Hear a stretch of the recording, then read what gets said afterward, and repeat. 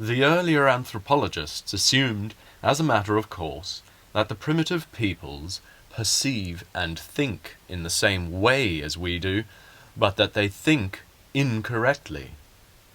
The assumption which underlies this whole approach to the subject is effectively epitomized in two sentences from Tyler's Primitive Culture, first published in 1871.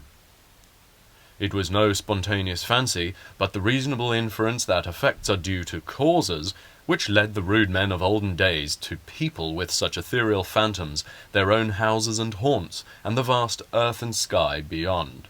Spirits are personified causes. This theory of an inferring, followed by a peopling, which is usually called animism, is, however, attacked by 20th century anthropologists. Lévi-Brühl, for instance, insists in the light of the evidence that to ask how the primitive mind would explain this or that natural phenomenon is a wrongly formulated question. It is not correct to maintain, as is frequently done, that primitives associate occult powers, magic properties, a kind of soul or vital principle, with all the objects which affect their senses or strike the imagination, and that their perceptions are surcharged with animistic beliefs. It is not a question of association.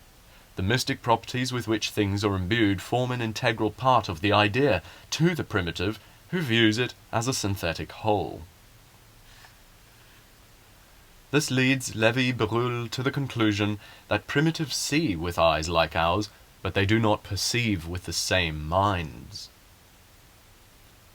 Almost everything that we see therein, i.e. in a being or object or natural phenomenon, escapes their attention or is a matter of indifference to them.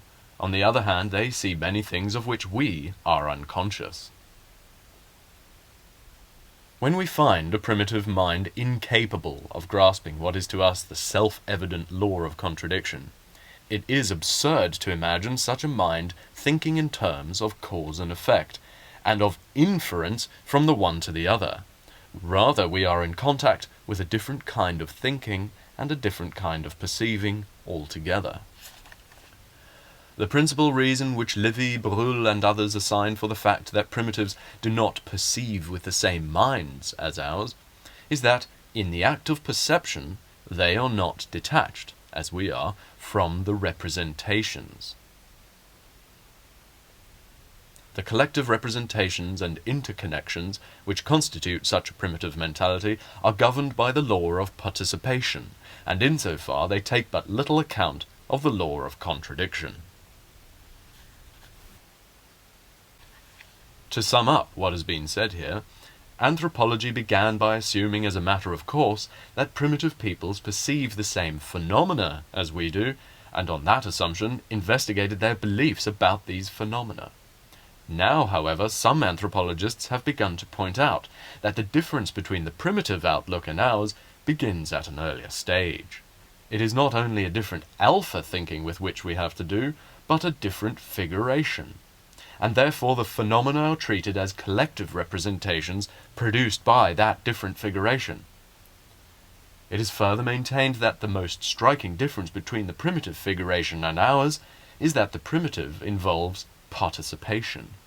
That is, an awareness, which we no longer have, of an extrasensory link between the percipient and the representations. This involves not only that we think differently, but that the phenomena themselves are different. As we have seen, we do in fact still participate in the phenomena, though for the most part we do so unconsciously. We can only remind ourselves of that participation by beta thinking, and we forget it again as soon as we leave off. This is the fundamental difference not only between their thinking and ours, but also between their phenomena and ours.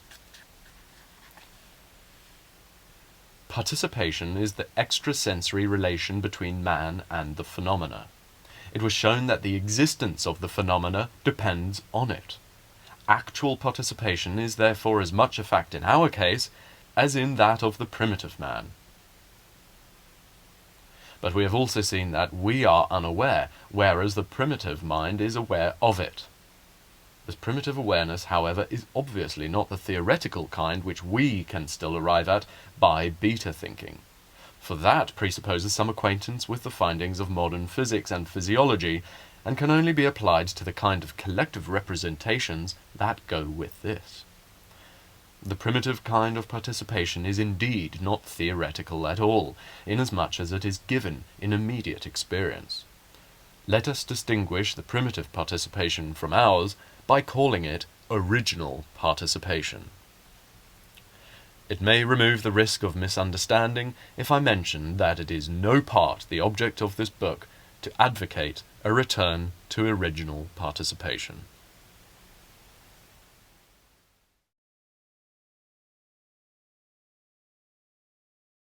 Thank you for watching, and until next time, goodbye.